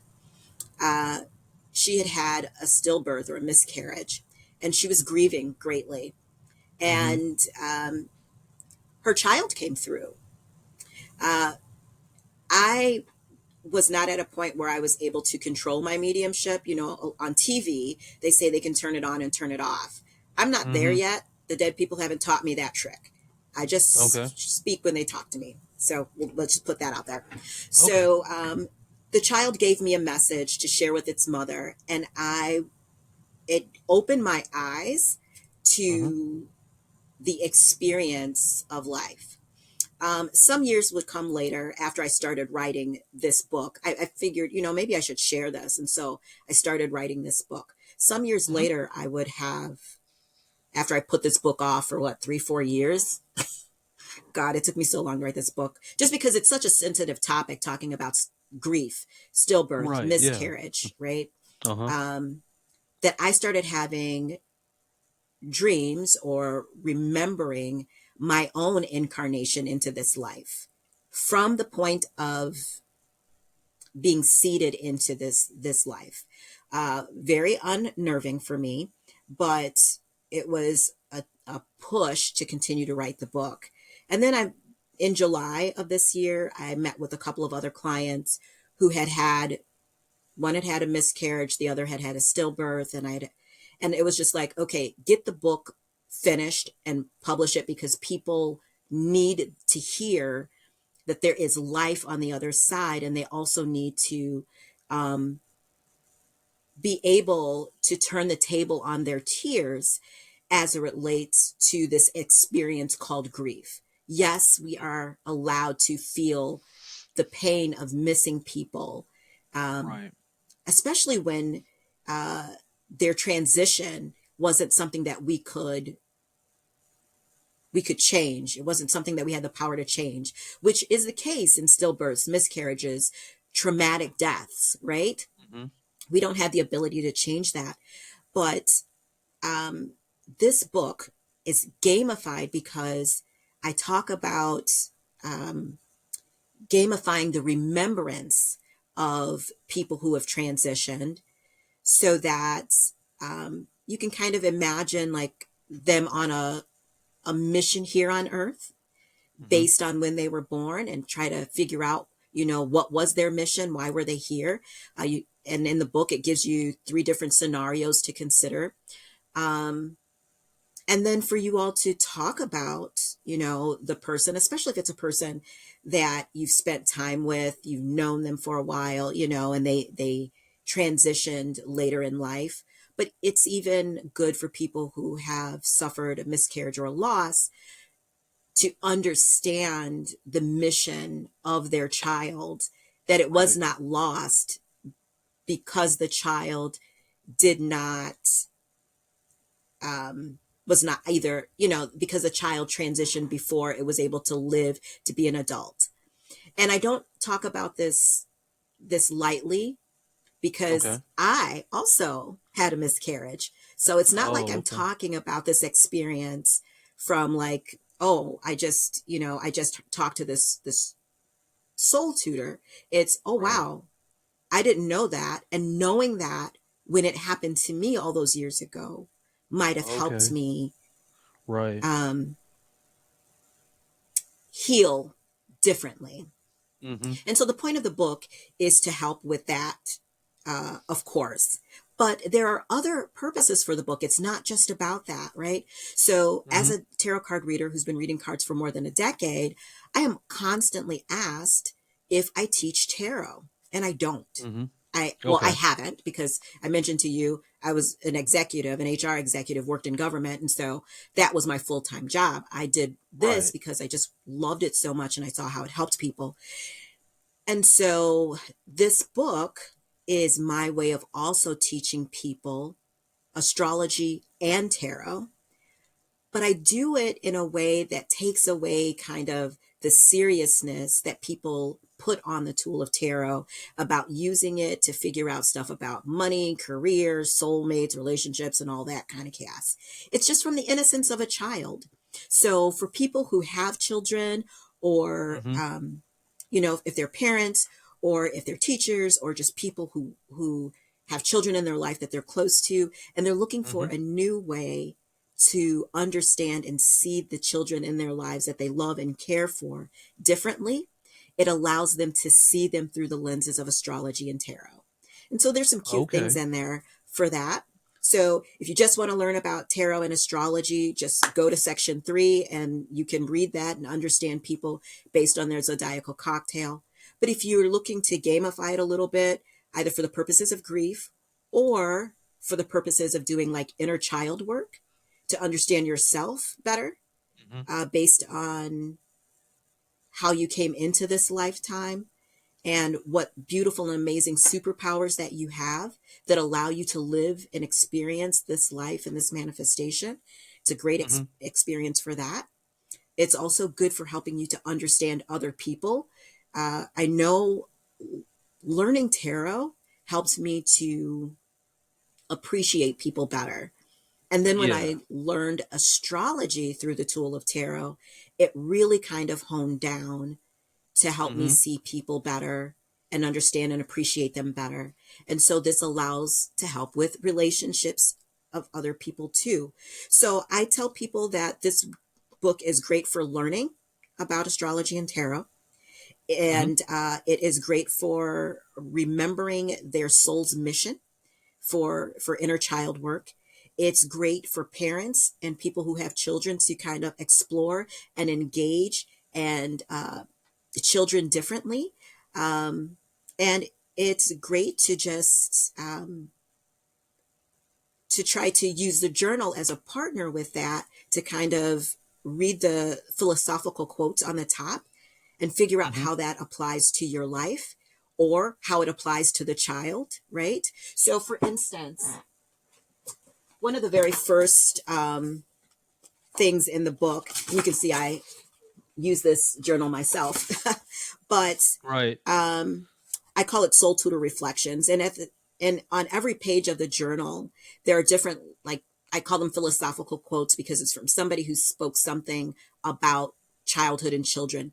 And the very first one says, I've learned that people will forget what you said, people forget what you did, but people will never forget how you made them feel. And that was spoken by Maya Angelou. And when you think of that from the lens of, let's say you're a parent and you're trying to Mhm. understand your child. And if you have children, they're not these little darling angel, wonderful snowflakes all the time, right? But trying to Right. understand who they, right? It Yeah. makes you say, okay, wait a minute, let me take a breath. I know I may be frustrated. I may not understand why my child is acting like this, but let me remember that they are a human and they are a soul.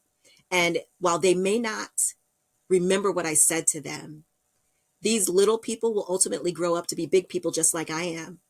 And they'll Hmm. remember how I made them feel. And if you don't believe me, there are a lot of people in therapy right now because they may not have remembered what their mom and dad said to them, but they remember how it made them feel and they're trying to work it out, which brings me to the other Hmm. point of inner child work, right? Right. And Yeah. so when you're doing inner child work, you're thinking about that. Okay, I'm having a problem dealing with this. Where is this coming from? Is it something that somebody may have said to me that has me second guessing? Let's take, for instance, Right. your friend that you mentioned wants to do something, but they say they're afraid to do it. And you've encouraged him by saying, hey, dude, I see what you're doing with your phone. You can do this. Well, for him, Hmm. he would use this and say, okay, where am I getting these messages? False messages, by the way. Where am I getting these false messages that I can't do this thing Yes. that I said I want to do? Uh-huh. Right? Who Right. told me that lie? And take the Yeah. time to kind of journal out what's going on in you, you know? And so it Hmm. helps with that. It also would help him to, he knows when he was born, he can look at his zodiacal cocktail. Let me show you what that looks like. Um, you know, and it'll give him information about who he is and, um, Okay. you know, information there about what it looks like in astrology, what it looks like in tarot, and just some information about superpowers. And superpowers meaning characteristics that they have that lend to helping them live a life successfully. And Yeah. so the book is for all of those things. And when you partner it with a journal, it's a powerhouse, right? You can journal all this stuff out. You don't have to keep it all in your head. Um, but just it allows you to remember people that you've loved who are no longer with you, and then creatively think about what was their mission and how that impacted you. What did you learn from them? What do you hope that you imparted on them? And then where are they now? What are they doing right now? You and I talked about heaven, hell, and the experience of reincarnation. What could they possibly be doing while they're waiting for us to come on the other side if they've chosen not to reincarnate, right? Right. Uh, so that's what the book is about. That's what it does. Hopefully, it will turn the table on tears, help people laugh and cry at the same time while they work through some of this.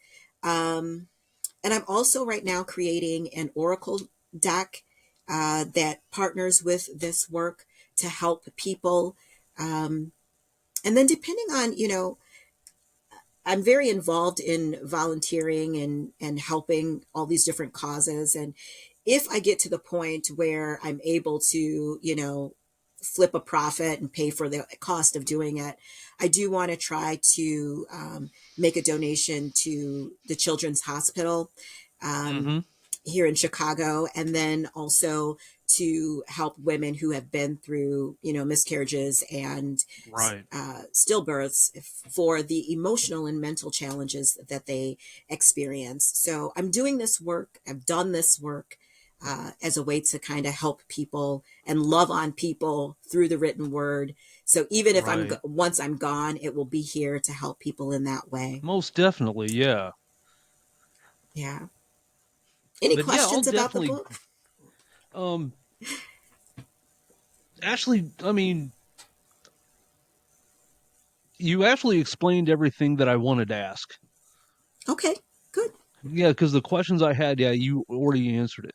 So, Okay. but no, I will definitely get the links down below so everybody will be able to purchase your books, check them Sure. out, read them, and Mm-hmm. I'll definitely get your YouTube channel down below as well, and your Amazon Sure. link, stuff like Sure. that. And I do. Sure. Somebody wrote, one of the two followers. I'm kidding. Mm-hmm. Um, someone did ask, wanted to ask you a question. Sure. Um, do you think that loved ones who have passed on know when we write them messages? Oh, absolutely. Absolutely. As a matter of fact, they're there when you're writing it. Yeah. Explain. Explain that. Right. So our loved ones are only as far away from us as our thoughts. So when you're Okay. thinking of them, they are there with you, right? Oh, got So, okay, okay. yeah. So, in my experience, from what they have shown me, they are bilocational. They can be with me and somewhere else at the same time. They're not like God and they Okay. can be everywhere at once, but they can certainly be Right. bilocational. Okay. So, so when you're thinking of them, they can be right there. And because they don't move linearly and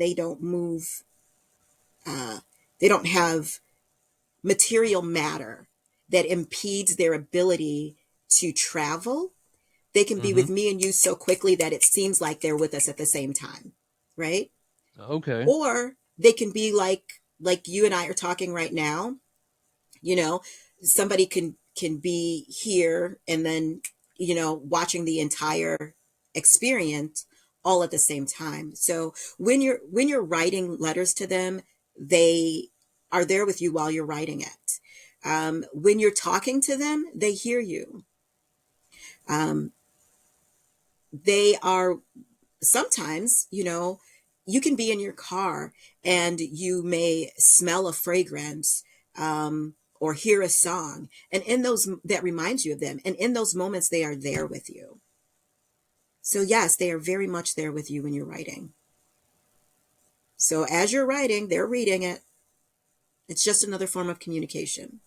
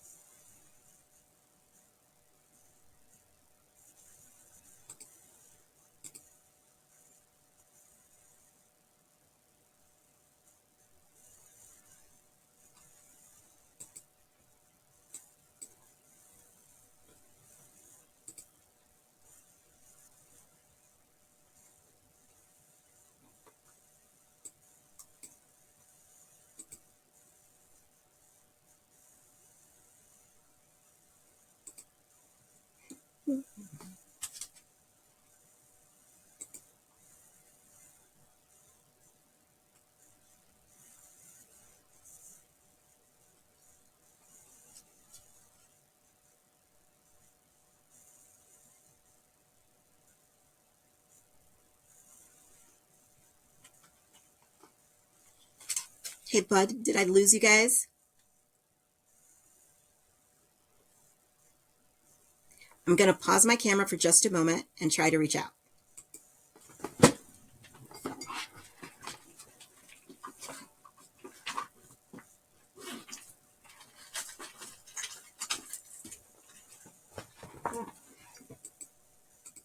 There you go. I lost. I thought I lost you. Yeah, we had a storm just a little bit ago, so yeah, my internet. Kicked out. Okay. Yeah, but to the person who asked the question, yes. If Okay. you are writing them, they can read it. They Okay. can read Can it. They are there with us always. Yeah. okay, that's awesome. Okay, that is all I had, and Okay. there's an echo coming through, but Well, if I people want to reach out to me, they can reach out to me on my website, thehouseofdivina.com. That's also the fastest way that they can get to my book. It's right on the front page, on my homepage right now. And it'll take you right to Amazon, so you don't have to type in the word of it. If they want an appointment with me, if they want to book an online reading with me, they can certainly do that on that same site. And I am on all of my social media as the House of Divina. That's TikTok, YouTube, Instagram, Facebook, uh, LinkedIn. Yeah, I'm on Threads. I'm the House of Divina. okay, awesome. It has But been such a pleasure meeting this with was you. yeah, I appreciate you coming on. I mean, this has been one amazing conversation, and I just want to say I enjoyed every minute of this. I really did, and I can't tell you how much I appreciate it. So I want you definitely to come back on. I'd love So to. I'd and love to. because we definitely Absolutely. come back on real Absolutely. soon, so we can get Brooke back on because I know Brooke's going to want to speak to you as well. Sure, I'd love to. You guys just send me the appointment and I'll be here. Let's do it. I appreciate it. You guys So have special plans for Halloween? we're going to have a party. Do you guys have? I would imagine so. Congratulations on getting the historic mansion and on your new merch store. Thank, Congratulations. yes, thank you. We You guys appreciate are that. really doing big things. We're trying. We're giving it our I love best. it. Yeah. Yeah, starting a business, running this business is not necessarily always an easy thing. Speaking of paranormal stuff, I will be at the Haunted Rock Island Roadhouse on October 5th. It's out in Rock Island, Illinois. So if you guys want to come out and see me, I'll be there. I'll be as one of the vendors. It's one of the largest metaphysical paranormal events in the country. I will check that out because I mean we're not that far from Chicago. Nope, not that far at all. So it's at 500 20th Street, Rock Island, Illinois. And yeah, it's called the Haunted Rock Island Roadhouse event, October 5th. Okay, awesome. Okay, All well, let's right. go. Thanks So again, bud. thank you for coming on, and I appreciate every bit of this, and definitely come back on soon. I certainly will. Okay, well, you have a good night. You too. Bye bye. All right, bye bye.